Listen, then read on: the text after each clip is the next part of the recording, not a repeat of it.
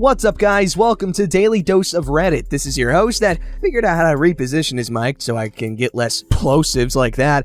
Zach, and today's subreddit is r/IDontWorkHereLady. I know, obvious solution, but I'm a dummy head. Alright, this story's called Spent 15 minutes at the receiving end of an enraged passenger of an airline I did not work for. So this happened a few years ago while I was still working at the airport. As a backstory, I didn't directly work for any airline. I worked for a ground handling company that managed the ground services for quite a few airlines at the airport where I worked. Only the main airline of our country has its own customer service staff, and they are easily recognized as they wear the same uniform as the staff in the cabin. The rest of us were often ambushed by passengers of airlines we knew nothing about, but we were used to it and kindly directed them to the right people. Or sometimes we were even able to answer them. For example, if they asked for the gate or where the check-in counters are. So anyway, it's the afternoon rush during summer holidays, and we are about halfway done with check-in for Airline X. The flight is full, and it's one of those airlines that flies everywhere. So the passengers are also from everywhere, with various amounts of luggage and several different types of travel documents. Check-in is usually slow and agonizing. Then all of a sudden, I am dealing with a lady that has apparently missed her flight. I sit at the counter at the far end, as I have also been assigned to go to the gate after check-in has calmed down a bit. I see this lady coming from the corner of my eye, but at first, I assume she is just coming to use the scale meant for passengers. I call the next family to my desk, keeping an eye on the clock and the estimated time of arrival of the aircraft. Just as I greet the family and take their passports, this lady stomps to my desk and says, "Excuse me?" I give her a quick smile and say, "I'm sorry, the end of the line is that way," as I now think she's one of our passengers. No, I'm flying to Enter City with Airline Y. Okay? I need you to check me in. My flight is leaving in 30 minutes. Oh, I'm so sorry, but I don't work for that airline. All this while still trying to provide service to the family in front of me. Thankfully, they seem understanding. Well, call the people who do. Where is their staff? They can't just leave their desks empty. If your flight leaves in 30 minutes, that means the check-in is probably closed. They have a ticket desk downstairs. It might still be open. I knew the airline closes 45 minutes before departure. This wasn't the first time we had to tell Airline Y's passengers about this, but usually they accepted their fate after hearing we don't work for them. What? But I have to get on that flight. Call someone. Call someone right now. I am so sorry, ma'am, but my priority is this queue right here, and I don't work for the company that handles your airline. I honestly would not even know who to call. And also, I know it wouldn't help, so there is no way I will stop checking in my passengers by calling the supervisor of a different company about a late passenger.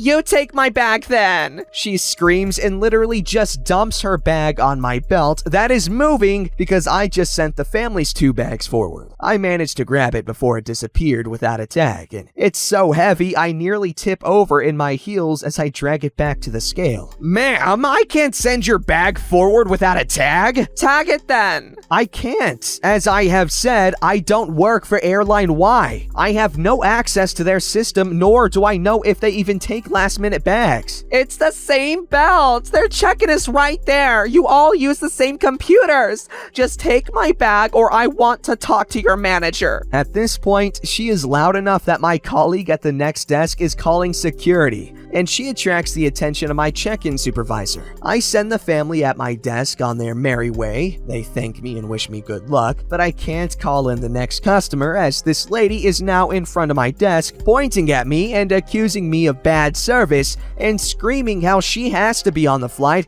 and how I was just stuck up and high on power. I open the app on our computers that allow us to see the boarding status of all flights, basically the same screen passengers see on the monitors but with timestamps, and quietly interrupt her screaming by saying, "They have had final call on the board for 10 minutes. I don't think you'd even make it. The line to the security is at least 15 minutes, and even if she managed to elbow her way through it, the gate is at the other end of the airport, and she'd have to clear passport control as well. You know that, but you can't check me in?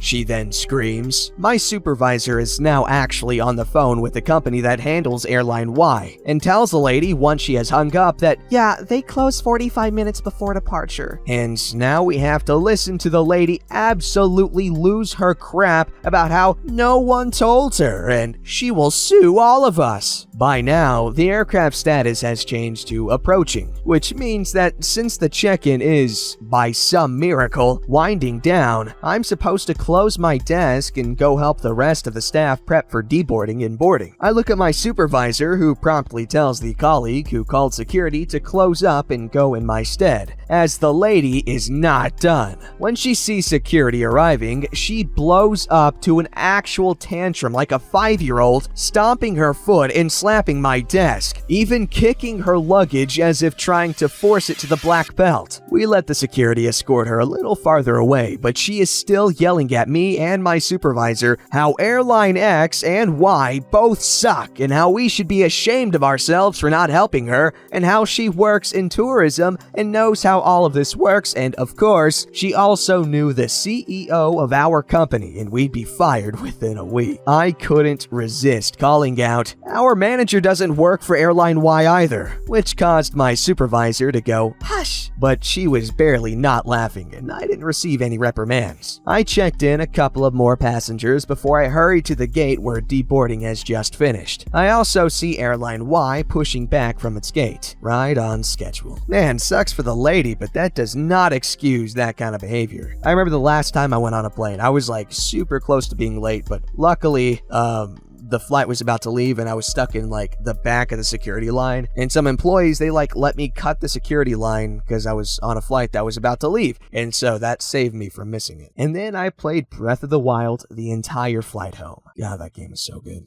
This story's called Karen Flips Out That I Won't Get Her a Pair of Shoes. Hello, everybody.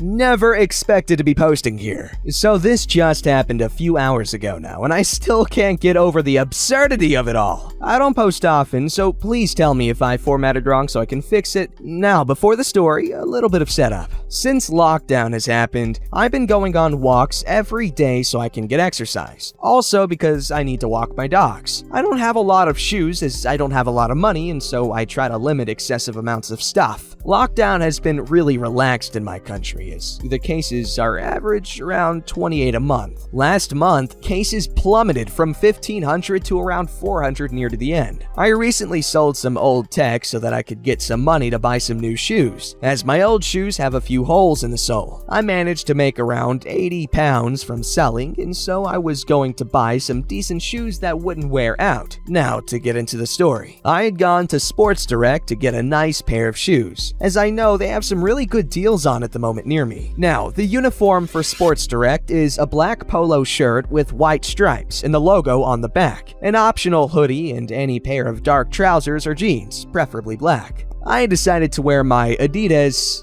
Is it Adidas or Adidas? I guess Adidas sounds more right, but I just grew up calling it Adidas. So, Adidas polo shirt that my dad had given me, since it didn't fit him anymore, and a pair of maroon jeans, along with my very worn workout shoes. I had found a pair of walking boots that were pretty expensive, and I was having a look at them, asked about them, but then found that they didn't have my size, so I went to go put it back on the shelf. Enter Karen. Karen spinning me around by the shoulder. Excuse me? In that typical snotty tone. I have been waiting for ages for service. Now, do you have these shoes in a size of 6? Obviously alarmed. Sorry, can you please not touch me? Also, I don't know if the store does.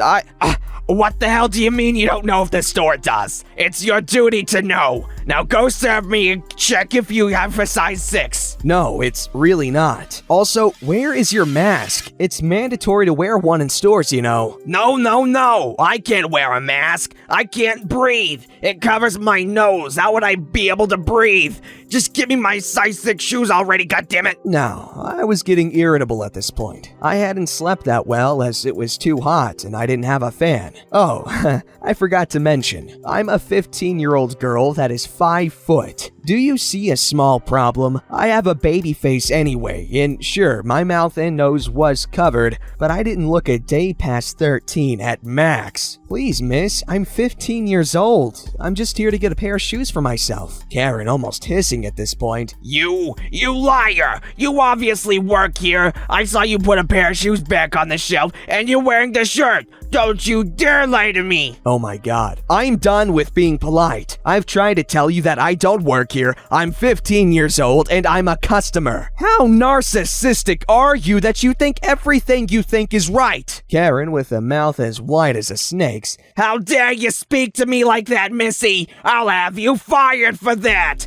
Now call your manager over with your radio. Looking down. Oh look, I have no radio. Doesn't that indicate something to you? By now, the few people that were in the store were looking over, and an employee had come over. Excuse me, what's going on and how can I help? This disrespectful young girl has refused to give me the size I requested and is insulting me. I demand to talk to the manager and talk about getting her fired. Employee then looks to me, staring at me for a few seconds with a confused look on his face before he looked back to Karen. I'm sorry, miss, but she doesn't work here. Also, where— No! You can't just cover for your friend when she did something wrong. Get me the manager. Karen went into an absolute tantrum, stomping her foot and not listening to anybody that tried to talk to her. Reluctantly, after a few seconds, employee walked off to find his manager. Karen noticed and then looked to me with a grin that looked like she thought she won. The floor manager then came over about a minute later, and at this point, I had found a pair of shoes that I was gonna buy, so I was holding the shoe in my hand. Sorry, miss. I was told to come over here to resolve the issue, but I'm afraid I can't have you in the store without a mask. Do you have one on you? If not, you can buy one for £2. No! I won't wear one when I can't breathe in it.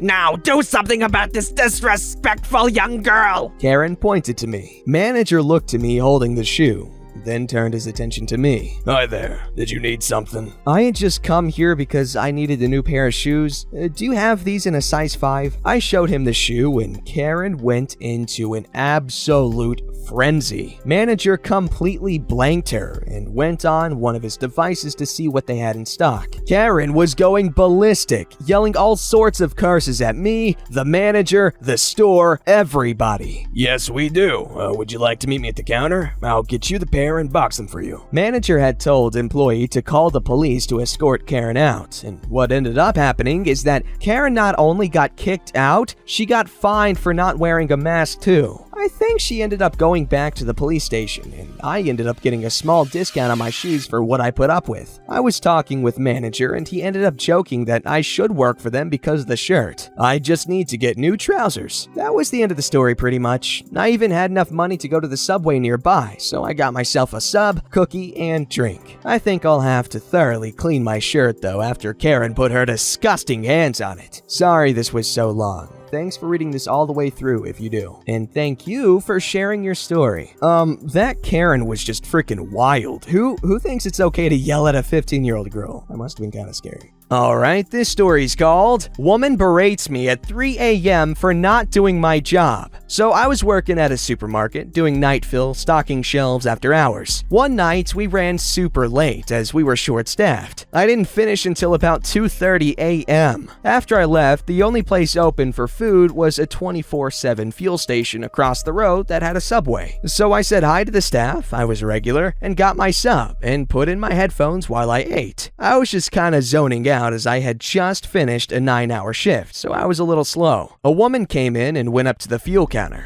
The server was not there. It's 3 a.m., they have a bunch of other jobs to do out back, and they have a buzzer on the counter. So she's obviously seen me and moves closer. I'm oblivious, listening to my audiobook. I look up when she's towering over me, glaring. She says something. I take my headphones out. Sorry? I don't mean to interrupt you.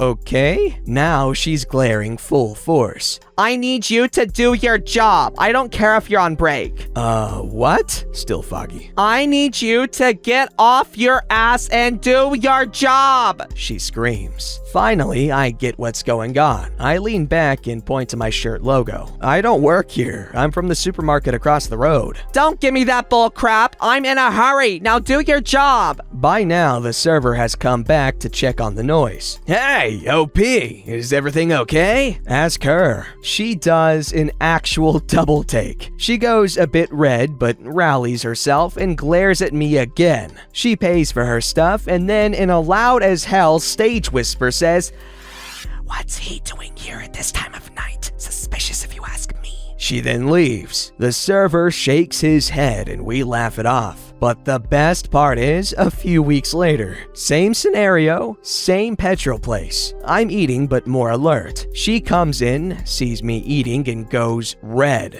"Hey server, that crazy woman is back." I then nod at her. "Can I help you with anything, ma'am? I don't work here, but I know how upset you get with the truth, so maybe I can pretend? Do some roleplay, if that would help." The server comes out, she buys some gum, and leaves, never saying a word. Her face bright red. Okay, so all Karens should just donate their eyes because they obviously aren't using them. And their brains too. Don't forget to like, subscribe, and hit that bell to never miss an episode.